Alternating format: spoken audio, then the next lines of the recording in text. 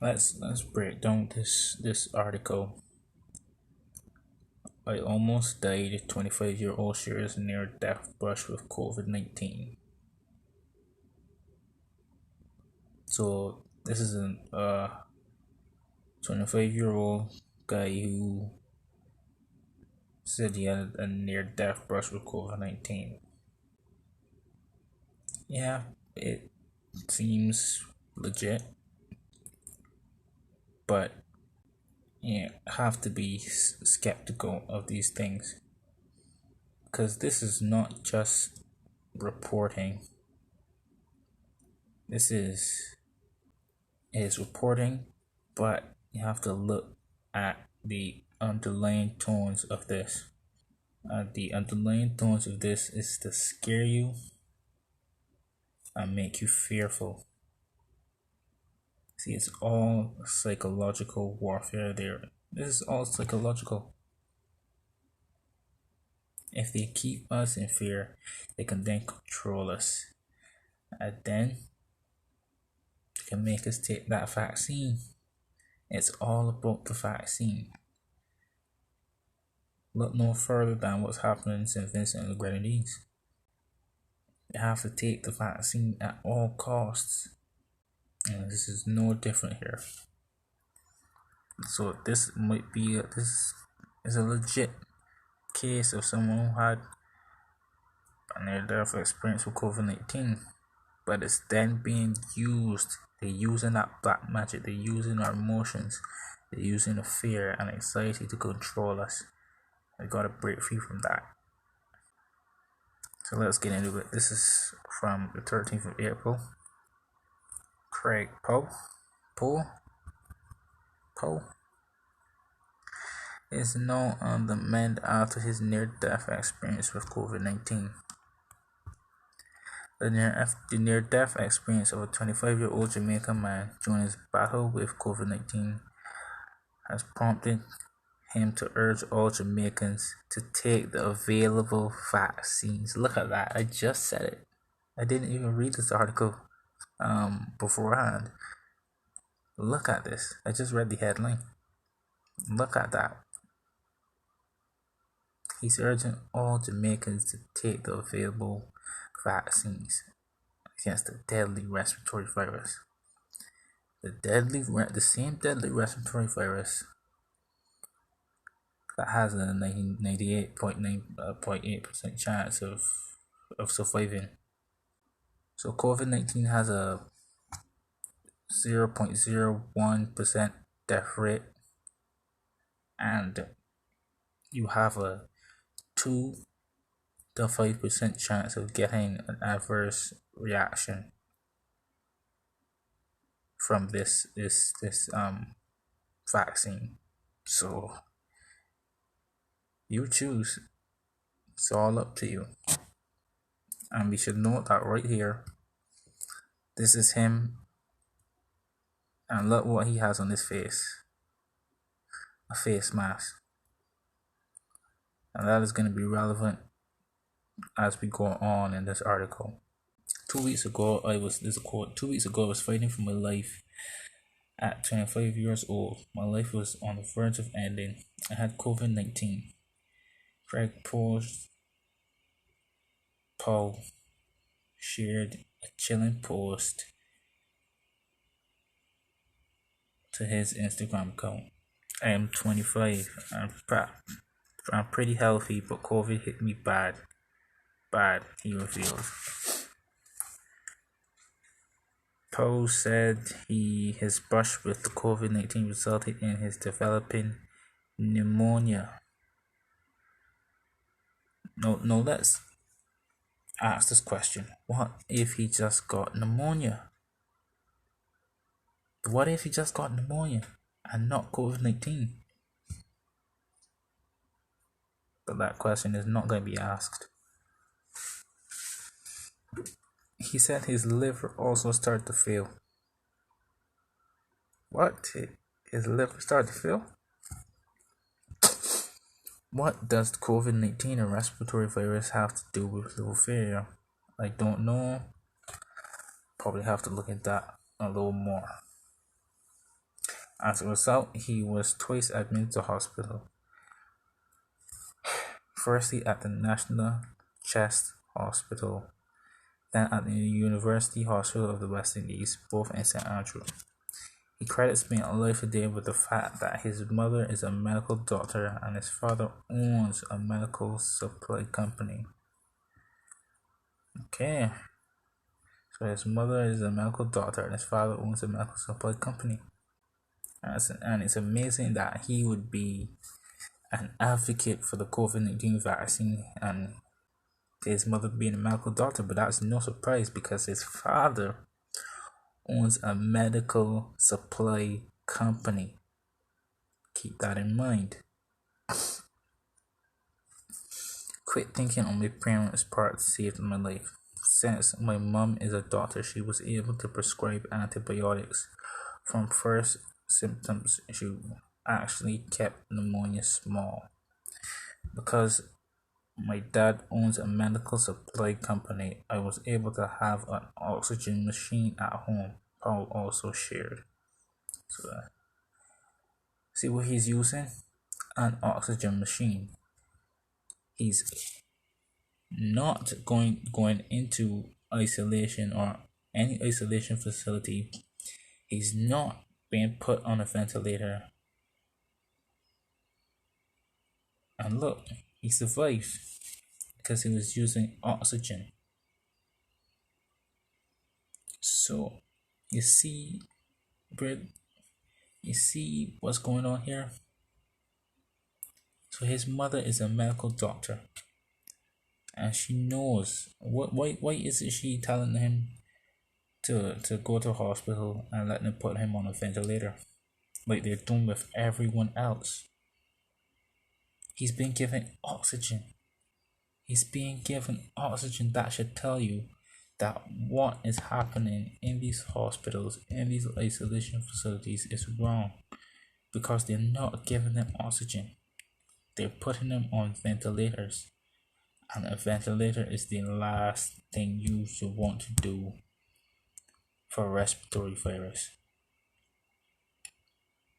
To put someone on a respiratory on a ventilator if it's the last and only option. But you see what they did? They gave him oxygen. It's amazing to me now. If he was a stranger, he would have been taken to the hospital. He would have been put on the ventilator and he would have most likely died. But since it was his mother, they gave him oxygen and he recovered. Look at that. Yet despite the intervention of his expert and knowledgeable parents, Paul described himself as looking like a dead man in one of those photos he shared of him on Instagram page while he was hooked up to the oxygen tank. That's the video there. I'm not gonna play it though. And that's his comment there. He described that his oxygen level was 88% without the machine, but rose to 94%, which is more acceptable once he was connected to the machine. And we know that people who die on the who die of COVID-19 have low oxygen levels, and they give him oxygen and it rose up to 94%. Look at that. A normal oxygen level is said to be 95% or higher in healthy persons. For some persons suffering from chronic illnesses, they may have normal levels around 90%. Now on the mend, Paul is back at work, but with what he has described as severely deprived lung capacity. He is also volunteering as part of the ongoing vaccination drive. Look at this. He's being used. unknowingly to give out that poison to people.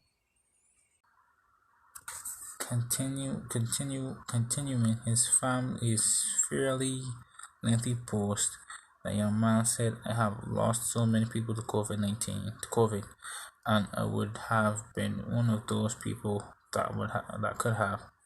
They have died, and people will be saying RP gone too soon." He could have died because if he was just a normal person like you or me, and he didn't have any family in the medical industry, he would have been put on a ventilator and he would have died. But since they know that putting people on ventilators is wrong because it was their own son. They know that the right thing to do is give him oxygen, and they did, and he survived. But any other person, any other normal person out there, they would have put on a ventilator, and they would have got money for doing it. I'm saying this and sharing this deeply personal moment of a battle and triumph to say, get vaccinated, he stated. Useful idiot. He's a useful stooge. He's being used. That's how they appeal to us. They use our emotions, our fears, our anxieties against us always. And this article, this is gonna get people to take the vaccine. Sadly, but it's true. Because that's how they get us. They use our emotions against us. Jeez. It's so frustrating.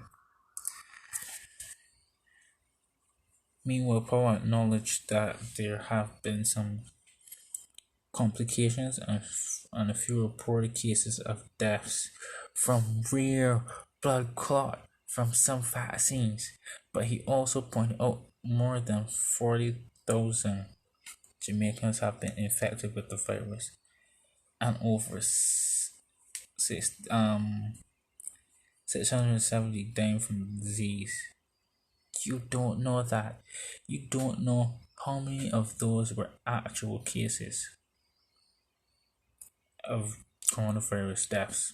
You don't know how many died on ventilators, how many died of other illnesses, chronic illnesses, and were regarded as COVID-19. You don't know how many died of other injuries not related to COVID-19 at all and were regarded as COVID-19. They gave numbers. It says here he knows that there are complications from a rare blood clot from the vaccines, and he's still advocating for people to go and get vaccinated. So right here, he's stuck in cognitive dissonance. On one hand, he's hearing that there's reports from blood clots, and on the other hand, he's been told he's telling people to go and get the vaccine. So they're conflicting in his mind. And when that happens, people just shut off their critical thinking. They just leave it like that. Can't shut off your critical thinking in this point in history. Can't do it. You got to keep on your toes. You got to keep asking questions. Look at this. Look at this guy. Quote, I would take my chance with the vaccine. Do the math. Be logical, he urged. He argued. He would take his chances with the vaccine. Do the math. Be logical. Alright, let's actually do the math. Let's actually be logical. I have a 99.8% chance of surviving COVID-19. I have a 2 to 5% chance of having an adverse reaction to the vaccine. You do the math. It's like these the same people that be like trust the science and trust the data and do the math and be logical, and he himself is not doing the math and not being logical. You could tell he's just regurgitating these statistics. His mother is a doctor that has been indoctrinated in the medical industry. His father owns a medical supply company, and I bet he just regurgitates what they tell him. And it's clear in this article, it's clear. He's just repeating what they say. And I think that he thinks that he can just shut off his brain and don't do his own research just because his mother's a doctor and his father owns a medical supply company. He could just turn off his brain and just repeat what they say, but you can't do that. Because people are gonna see this and people are gonna say, okay, he's a COVID-19 survivor and his mother is a doctor and his father owns a medical supply company, so what he's saying must be true. But it's not. You can't trust this. You can't even trust me. Do your own research. Come to your own conclusions. Can't be like this guy just because his mother's a doctor, he can shut off his brain and repeat whatever she says. Can't do that. Because people are gonna listen to this, people are gonna trust this, and people are gonna go and get the vaccine and then get injured or die. More than 100,000 Jamaicans have been vaccinated against COVID-19 since the Ministry of Health Awareness kicked off its vaccination drive on March 10th, 1 year to the date of the first case of COVID-19 confirmed in Jamaica in March 2020. The government is hoping to inoculate up to 1.8 million Jamaicans by next March in order to achieve herd immunity so the economy can be fully reopened. The economy was not shut down and destroyed by COVID-19. It was shut down by your government. It was destroyed by the lockdowns. You get herd immunity from human contact, from humans interacting in society. They get the infection, they recover, they get the antibodies, they get herd immunity. But if you lock down the country, put everyone on curfew, social distance, mask, it's gonna slow the progress of herd immunity. So why are they doing that? Why are they stopping natural herd immunity to then give you an experimental rush vaccine to induce artificial herd immunity? Which is impossible. Vaccines can't give you herd immunity. They just can't. When you get the vaccine, it can still catch the virus and you can still spread the virus. So how are you gonna get herd immunity? Tell me how. The vaccines shed virus. They create variants. As soon as the vaccine rollout started, you started hearing about variants because the COVID vaccine creates the variants. They shed viruses. Can't let these people trick you with these articles that appeal to your emotions. You can't let them trick you. Your governments shut down the economy, enforce the lockdowns, slowing the natural progress of herd immunity, and now want to induce it artificially. Natural is always better than artificial. It's always better. In the meantime, restrictions remain. Can't listen to these people. They sound smart, but they ain't smart. They're not doing their own research. They're just regurgitating whatever they hear. That's why you got to do your own research and make your own opinions about these things. Because if you go on these mainstream articles and you listen to the mainstream news, you're gonna get propagandized. Just because he recovered from the virus, he feels he has the right to tell people to go and get vaccinated. Can't let them use the psychology on you. Can't let them do it. Enough is enough. The flu season is upon us. Which type will we worry about this year? And what kind of shots will we be told to take? Remember the swine flu scare of 1976? That was the year the U.S. government told us all that swine flu could turn out to be a killer that could spread across the nation. And Washington decided that every man, woman, and child in the nation should get a shot to prevent a nationwide outbreak, a pandemic. Well, 46 million of us obediently took the shot. And now 4,000 Americans are claiming damages from Uncle Sam amounting to $3.5 billion because of what happened when they took that shot. By far the greatest number of the claims, 2/3 of them, are for neurological damage or even death, allegedly triggered by the flu shot.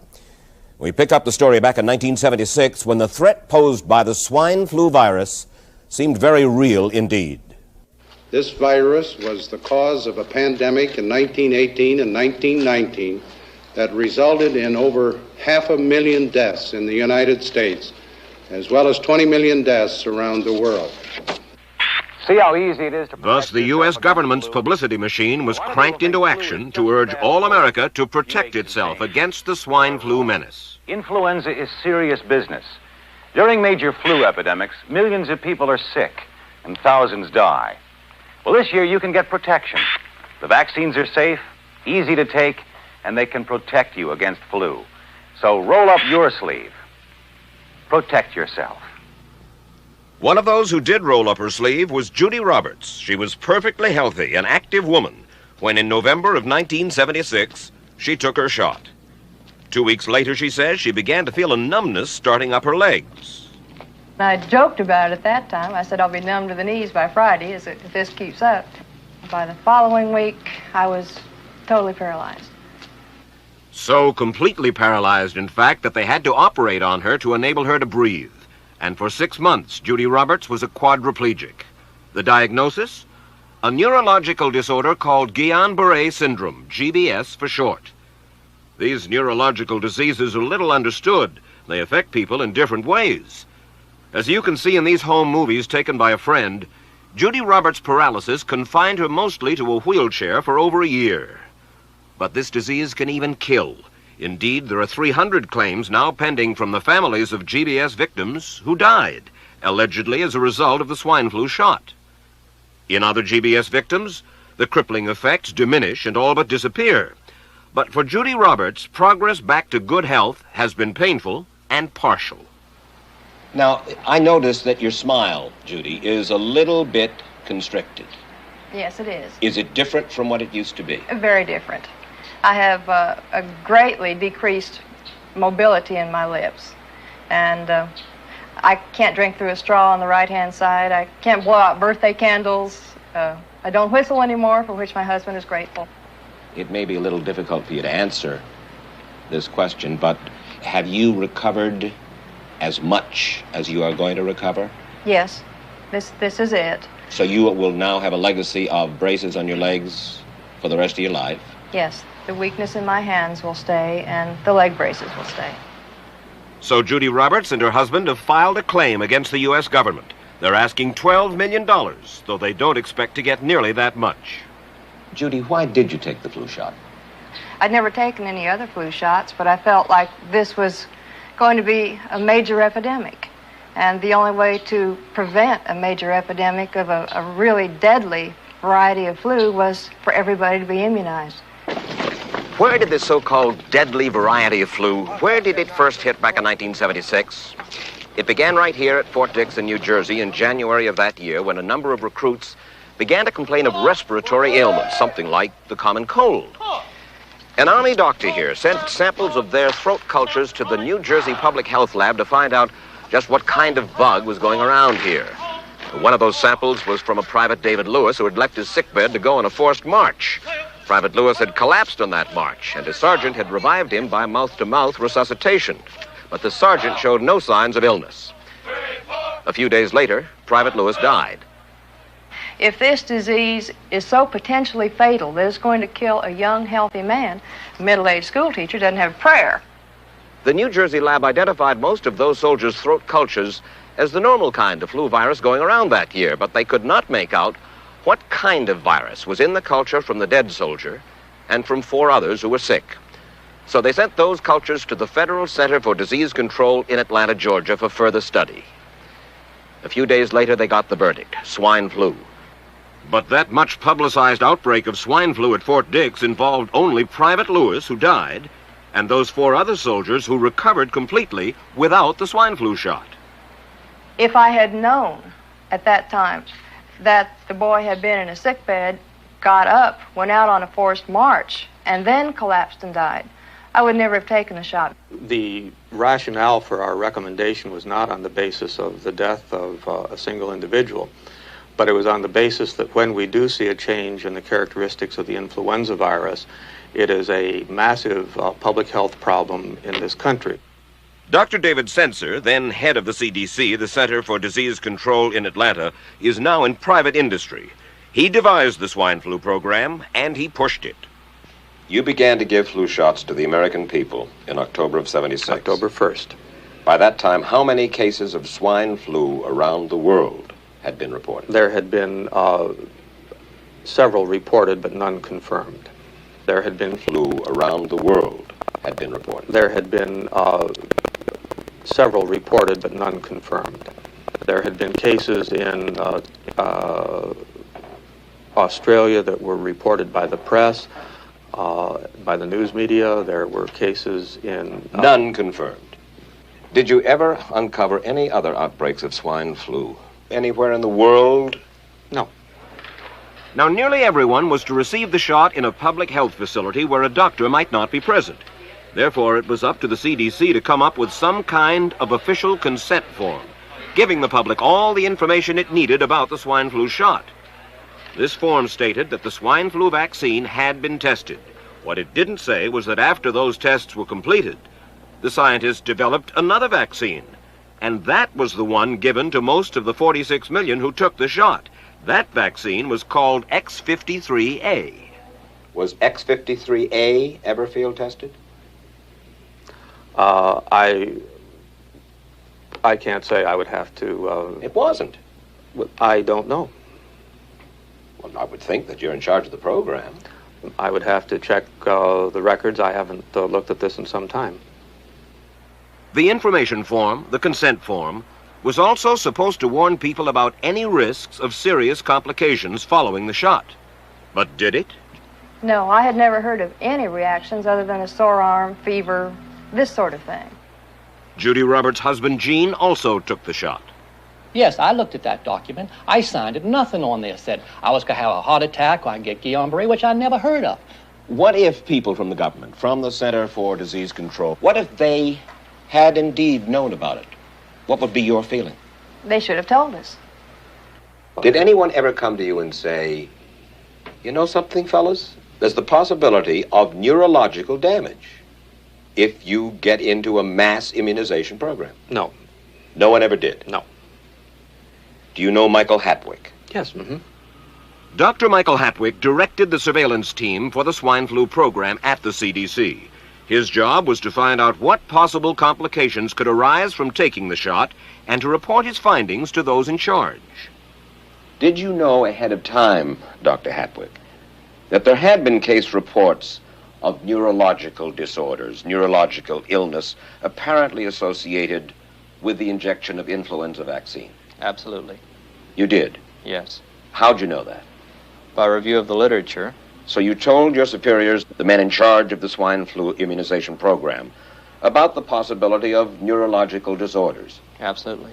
What would you say if I told you that your superiors say that you never told them about the possibility of neurological complications?